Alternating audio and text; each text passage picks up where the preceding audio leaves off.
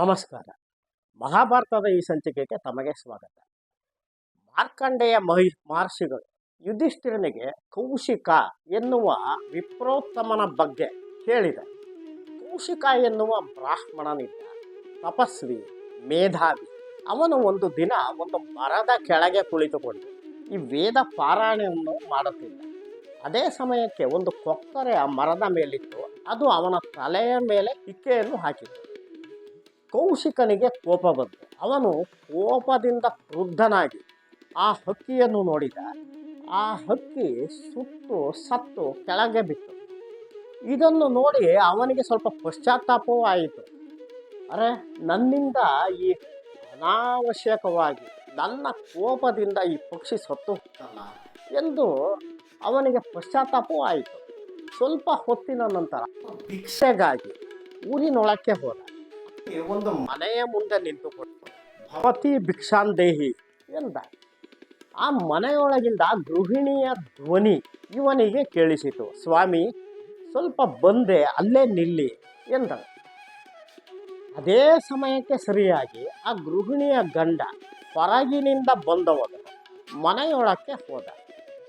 ಗೃಹಿಣಿ ಇನ್ನೇನು ಭಿಕ್ಷೆ ಹಾಕುವುದರಲ್ಲಿದ್ದಳು. ತನ್ನ ಪತಿ ಬಂದದ್ದನ್ನು ನೋಡಿದವಳೆ ಅವನಿಗೆ ಕೈಕಾಲಿಗೆ ನೀರು ಕೊಟ್ಟು ಒಂದು ಮಣೆಯನ್ನು ಹಾಕಿ ಊಟಕ್ಕೆ ಕೂರಿಸಿ ಅವನಿಗೆ ಭೋಜನವನ್ನು ನೀಡಲು ಸಿದ್ಧಳಾದ. ಅವನು ಭೋಜನ ಇನ್ನೇನು ಮುಗಿಯುತ್ತಾ ಇದೆ ಎನ್ನುವಾಗ ಆಕೆಗೆ ಈ ಭಿಕ್ಷೆಯ ಬಗ್ಗೆ ಜ್ಞಾಪಕವಾಯಿತು. ತಕ್ಷಣ ಆತಂಕದಿಂದ, ನಾಚಿಕೆಯಿಂದ ಭಿಕ್ಷೆಯನ್ನು ತೆಗೆದುಕೊಂಡು ಅವಸರದಿಂದ ಹೊರಗೆ ಬಂದವಳೆ ಈ ಕೌಶಿಕನನ್ನು ಉದ್ದೇಶಿಸಿ ಹೇಳಿದಳು, ಸ್ವಾಮಿ, ಭಿಕ್ಷೆ ತಂದಿದ್ದೇನೆ ಎಂದಳು. ಕೌಶಿಕ ಹೇಳಿದ, ಅಮ್ಮ, ನೀನು ನನ್ನನ್ನು ಬಹಳ ಕಾಯಿಸಿಬಿಟ್ಟೆ ಎಂದ. ಅವನ ತಾಳ್ಮೆ ಅಷ್ಟು ಹೊತ್ತಿಗೆ ಹೋಗಿತ್ತು. ಆಕೆ ಹೇಳಿದಳು, ಸ್ವಾಮಿ, ಅಪಚಾರವಾಗಿದೆ, ನಿಜ, ನನ್ನನ್ನು ದಯವಿಟ್ಟು ಕ್ಷಮಿಸಿ. ನನ್ನ ಪತಿ ಅದೇ ಸಮಯಕ್ಕೆ ಒಳಗೆ ಬಂದ. ಪತಿ ಸೇವೆಯೇ ಸಾಧ್ವಿಗೆ ಮುಖ್ಯವಲ್ಲವೇ? ಆದ್ದರಿಂದ ನಾನು ಬರುವುದು ತಡವಾಯಿತು, ದಯವಿಟ್ಟು ಕ್ಷಮಿಸಿ ಎಂದರು. ಆ ಕೌಶಿಕ ಹೇಳಿದ, ನಿನಗೆ ಬ್ರಾಹ್ಮಣರಿಗಿಂತ ನಿನ್ನ ಪತಿಯೇ ಮುಖ್ಯನಾದನೆ. ನಿನಗೆ ಬ್ರಾಹ್ಮಣರ ಸತ್ಕಾರಕ್ಕಿಂತ ನಿನ್ನ ಪತಿ ಸೇವೆಯೇ ಮುಖ್ಯವಾಯಿತು. ನಿನಗೆ ಬ್ರಾಹ್ಮಣರ ಶಕ್ತಿ ಗೊತ್ತಿಲ್ಲವೇ? ಅವರು ಕೆರಳಿದರೆ ಲೋಕವನ್ನೇ ಸುಟ್ಟು ಬಿಡಬಲ್ಲರು ಎಂದು ಕೋಪದಿಂದ ಕೆಂಗಣ್ಣಿನಿಂದ ಆಕೆಯತ್ತ ನೋಡಿದ. ಆಗ ಸಾಧ್ವಿ ನುಡಿದಳು, ಅಯ್ಯ ವಿಪ್ರೋತ್ತಮ, ನೀನು ಕೋಪದಿಂದ ನೋಡಿದರೆ ನಾನು ಆ ಕೊಕ್ಕರೆ ನಿನ್ನ ದೃಷ್ಟಿಯಿಂದ ಸತ್ತು ಹೋಯಿತಲ್ಲ, ಆ ರೀತಿ ನಾನು ಸತ್ತು ಹೋಗುವಳಲ್ಲ. ನನಗೆ ಬ್ರಾಹ್ಮಣರ ಬಗ್ಗೆ ಚೆನ್ನಾಗಿ ಗೊತ್ತು, ಅವರ ಸತ್ವದ ಬಗ್ಗೆಯೂ ಗೊತ್ತು. ಅವರಿಗೆ ನಾನು ಎಂದೂ ಅಗೌರವವನ್ನು ತೋರಿಸಲಾರೆ. ಸಾಧ್ವಿಯೊಬ್ಬಳಿಗೆ, ಪತಿವ್ರತೆಯಾದ ಒಬ್ಬಳಿಗೆ ಅವಳ ಪತಿ ಸೇವೆಯೇ ಮೊದಲ ಆದ್ಯತೆ ಎಂದು ನಾನು ಬಲ್ಲೆ. ಆದ್ದರಿಂದ ತಡವಾಯಿತು. ನಿನಗೆ ಧರ್ಮದ ಬಗ್ಗೆ ಕೆಲವು ವಿಚಾರಗಳು ಗೊತ್ತಿಲ್ಲ. ಕ್ರೋಧ ಮಾನವನಿಗೆ ಶತ್ರು.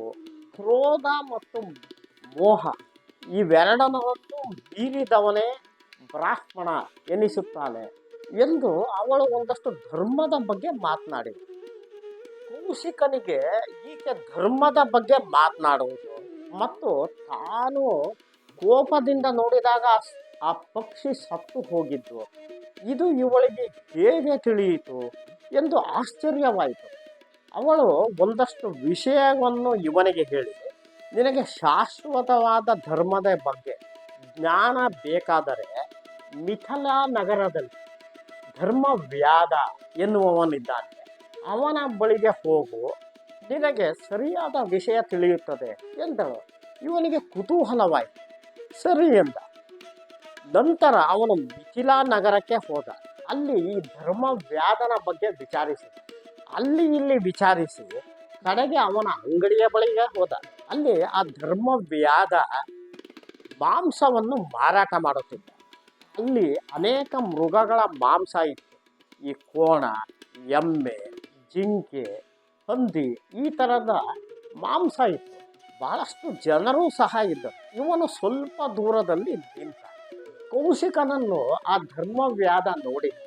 ಅವನು ನೋಡಿದವನೇ ಲಘು ಬಗೆಯಿಂದ ಇವನ ಹತ್ತಿರ ಬಂದ. ಸ್ವಾಮಿ, ನಿಮ್ಮನ್ನು ಆ ಪತಿವ್ರತ ಗೃಹಿಣಿ ಕಳಿಸಿದ್ದಾಳೆ ಅಲ್ಲವೇ ಎಂದ. ಇವನಿಗೆ ಬಹಳ ಆಶ್ಚರ್ಯವಾಯಿತು. ಆಶ್ಚರ್ಯ ದುಪ್ಪಟ್ಟಾಯಿತು. ಏಕೆಂದರೆ ಹಿಂದೆ ಆ ಗೃಹಿಣಿಯು ತನ್ನ ಬಗ್ಗೆ ಮಾತನಾಡಿದ್ದಳು. ಆ ಧರ್ಮವ್ಯಾಧ ಹೇಳಿದ, ಸ್ವಾಮಿ, ನನ್ನ ಬಳಿ ಬಂದಿದ್ದೆ, ನನ್ನಿಂದ ಏನಾಗಬೇಕು? ಇದು ನಿಮ್ಮಂಥವರಿಗೆ ಮಾತನಾಡುವ ಸ್ಥಳವಲ್ಲ, ನನ್ನ ಮನೆಗೆ ಬರುತ್ತೀರಾ ಎಂದು ಆಹ್ವಾನಿಸಿದ. ಈ ಕೌಶಿಕ ಸರಿ ಎಂದ. ಇಬ್ಬರು ಅವನ ಮನೆಗೆ ಹೋದರು. ಬ್ರಾಹ್ಮಣನಿಗೆ ಅರ್ಘ್ಯ ಪಾದ್ಯಗಳಾದವು. ಆರಾಮವಾಗಿ ಮಾತನಾಡುತ್ತಿದ್ದಾಗ ಕೌಶಿಕ ಧರ್ಮವ್ಯಾಧನಿಗೆ ಹೇಳಿದ, ಧರ್ಮವ್ಯಾಧ, ನೀನು ಮಾಂಸವನ್ನು ಮಾರಾಟ ಮಾಡುತ್ತಿದ್ದೀಯ. ಯಾಕೋ ಇದು ನನಗೆ ಸರಿ ಬರಲಿಲ್ಲ, ಇದರಿಂದ ನನಗೆ ದುಃಖವಾಯಿತು ಎಂದ. ಧರ್ಮವ್ಯಾಧ ಹೇಳಿದ, ಮಹಾಸ್ವಾಮಿ, ನಮ್ಮ ತಾತ ಮುತ್ತಾತರಿಂದ ಈ ಕಸುಬು ಮುಂದುವರಿಯುತ್ತಲೇ ಇದೆ. ಇದು ನನ್ನ ಕುಲ ಕಸುಬು, ಕುಲ ವೃತ್ತಿಯಾಗಿದೆ. ಇದೇ ನನಗೆ ಶ್ರೇಷ್ಠವಾದ ಧರ್ಮ ಮತ್ತು ಕರ್ಮ. ಇದರಿಂದ ನಾನು ಜೀವನ ನಡೆಸುತ್ತಿದ್ದೇನೆ, ತಂದೆ ತಾಯಿಗಳನ್ನು ನೋಡಿಕೊಳ್ಳುತ್ತಿದ್ದೇನೆ. ನಾನು ಸತ್ಯವಾದಿ, ಯಾವಾಗಲೂ ತಮಾಷೆಗಾಗಲಿ ಸುಳ್ಳು ಹೇಳುವವನೇ ಅಲ್ಲ. ಯಾರನ್ನು ನೋಡಿದರೂ ಮತ್ಸರ ಪಡುವುದಿಲ್ಲ. ದೇವತೆಗಳನ್ನು ಪೂಜಿಸುತ್ತೇನೆ, ಅತಿಥಿಗಳ ಸತ್ಕಾರವನ್ನು ನಾನು ಮಾಡುತ್ತೇನೆ, ನನ್ನ ಸೇವಕರಿಗೆ ಆಹಾರವನ್ನು ಕೊಡುತ್ತೇನೆ, ಮಿಕ್ಕಿದ ಆಹಾರವನ್ನು ನಾನು ತಿನ್ನುತ್ತೇನೆ ಎಂದು ಅವನ ಜೀವನ ಕ್ರಮವನ್ನು ಹೇಳಿದ. ಜೊತೆಗೆ ಧರ್ಮ ಅಧರ್ಮದ ಬಗ್ಗೆಯೂ ಸಹ ಹೇಳಿದ.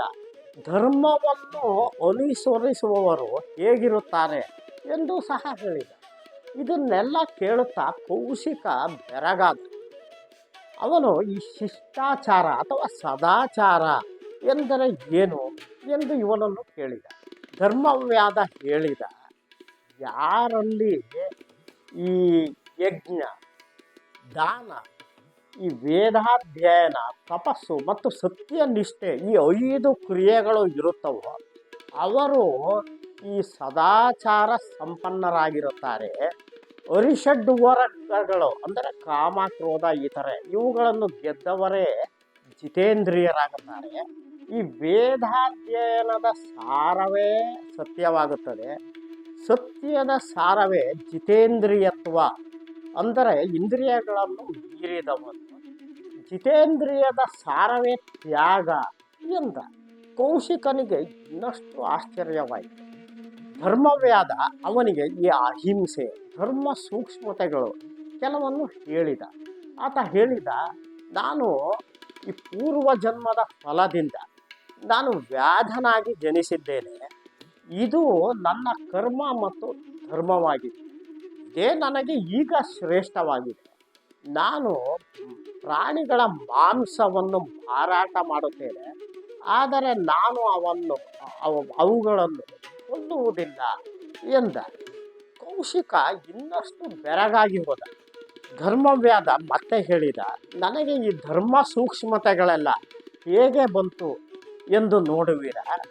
ಒಳಗೆ ಬನ್ನಿ, ನಮ್ಮ ತಂದೆ ತಾಯಿಗಳನ್ನು ನೋಡಿ, ಅವರಿಗೆ ವಯಸ್ಸಾಗಿದೆ, ವೃದ್ಧರಾಗಿದ್ದಾರೆ ಎಂದ. ಕೌಶಿಕನನ್ನು ಮನೆಯ ಒಳಗೆ ಕರೆದುಕೊಂಡು ಹೋದ. ಅಲ್ಲಿ ಅವರ ವೃದ್ಧ ದಂಪತಿಗಳು, ಇವನ ತಂದೆ ತಾಯಿಗಳು ಕುಳಿತಿದ್ದರು. ಧರ್ಮವ್ಯಾಧ ಅವರು ಕಾಲು ಮುಟ್ಟಿ ಶಿರಸಾಷ್ಟಾಂಗ ನಮಸ್ಕಾರ ಮಾಡಿದ. ಆ ಇಬ್ಬರು ದಂಪತಿಗಳು ಸಂತೋಷದಿಂದ ನುಡಿದರು, ಮಗು, ನಿನಗೆ ಒಳ್ಳೆಯದಾಗಲಿ. ಯಾವಾಗಲೂ ಧರ್ಮದಲ್ಲೇ ನೀನು ಇರುತ್ತಿದ್ದೀಯೆ, ನಮ್ಮ ಸೇವೆಯನ್ನು ಮಾಡುತ್ತಿದ್ದೀಯೆ. ಕಾಯ, ವಾಚ, ಮನಸ, ಶ್ರದ್ಧೆಯಿಂದ ನೀನು ನಮ್ಮೊಂದಿಗೆ ಇರುತ್ತಿದ್ದೀಯೆ ಎಂದು ನುಡಿದ. ಕೌಶಿಕನಿಗೆ ಮತ್ತೆ ಧರ್ಮವ್ಯಾಧ ಹೇಳಿದ, ಸ್ವಾಮಿ, ಇವರು ನನ್ನ ತಂದೆ ತಾಯಿಗಳು, ಇವರೇ ನನ್ನ ದೇವತೆಗಳು. ನನಗೆ ಬೇರೆ ಯಾವ ದೇವತೆಗಳ ಅವಶ್ಯಕತೆಯೂ ನನಗೆ ಇಲ್ಲವೇ ಇಲ್ಲ. ಬೇರೆಯವರು ಯಜ್ಞ ಯಾಗಾದಿಗಳನ್ನು ಮಾಡುತ್ತಾರೆ, ತಪಸ್ಸನ್ನು ಮಾಡುತ್ತಾರೆ, ಅದರಿಂದ ಫಲವನ್ನು ತೆಗೆದುಕೊಳ್ಳುತ್ತಾರೆ. ನನಗೆ ಈ ತಂದೆ ತಾಯಿಗಳ ಸೇವೆಯಿಂದಲೇ ಆ ಫಲಗಳೆಲ್ಲವೂ ನನಗೆ ದೊರೆಯುತ್ತದೆ ಎಂದು ಕೌಶಿಕನಿಗೆ ಆತ ಮತ್ತೆ ಹೇಳಿದ, ಸ್ವಾಮಿ, ನೀವು ತಪಸ್ವಿಗಳಾಗಿದ್ದೀರಿ ಮತ್ತೆ ಮೇಧಾವಿಗಳು ಸಹ ಆಗಿದ್ದೀರಿ. ಆದರೆ ನಿಮ್ಮ ತಂದೆ ತಾಯಿಗಳನ್ನು ನಿರ್ಲಕ್ಷಿಸಿದ್ದೀರಿ. ವೇದಾಧ್ಯಯನದಲ್ಲಿ ನಿರತರಾಗಿದ್ದೀರಿ. ದಯವಿಟ್ಟು ನೀವು ನಿಮ್ಮ ತಂದೆ ತಾಯಿಗಳ ಬಳಿ ಹೋಗಿ ಅವರ ಸೇವೆಯನ್ನು ಮಾಡಿ ಅದರಿಂದ ನಿಮ್ಮ ತಪಸ್ಸಿನ ಪೂರ್ಣ ಫಲ ದೊರೆಯುವುದು ಎಂದು. ಕೌಶಿಕ ಇದನ್ನೆಲ್ಲ ಕೇಳಿದ ಮೇಲೆ ನೋಡಿದ ಮೇಲೆ ಅವನು ಹೇಳಿದ, ಧರ್ಮವ್ಯಾಧ, ನೀನು ಏನು ಹೇಳುತ್ತಿರುವೆಯೋ ಅದು ಯಥಾರ್ಥವಾಗಿದೆ, ಸರಿಯಾಗಿದೆ. ನಾನು ನೀನು ಹೇಳಿದಂತೆಯೇ ನಡೆಯುತ್ತೇನೆ. ನಿನಗೆ ನನ್ನ ಕೃತಜ್ಞತೆಗಳು ಎಂದು ಹೇಳಿ ಅವನಿಗೆ ಅಭಿನಂದನೆಗಳನ್ನು ಸಲ್ಲಿಸಿ ಮರಳಿ ತಂದೆ ತಾಯಿಗಳ ಬಳಿಗೆ ಬಂದ ಅವರ ಶುಶ್ರೂಷೆಯಲ್ಲಿ ತೊಡಗಿದ. ಈ ಈ ಧರ್ಮವ್ಯಾಧ ಕೌಶಿಕನ ಕಥೆಯನ್ನು ಕೇಳಿದ ಮೇಲೆ ಮಾರ್ಕಂಡೇಯರಿಗೆ ಯುಧಿಷ್ಠಿರನಿಗೆ ಇನ್ನಷ್ಟು ಈ ಧರ್ಮದಲ್ಲಿ ನಂಬಿಕೆ ಸ್ಥಿರವಾಯಿತು. ಮುಂದೆ ಮಹರ್ಷಿಗಳು ಯಾವ ಕಥೆಯನ್ನು ಹೇಳಿದರು ಎನ್ನುವುದನ್ನು ಮುಂದಿನ ಸಂಚಿಕೆಯಲ್ಲಿ ನೋಡೋಣ. ನಮಸ್ಕಾರ.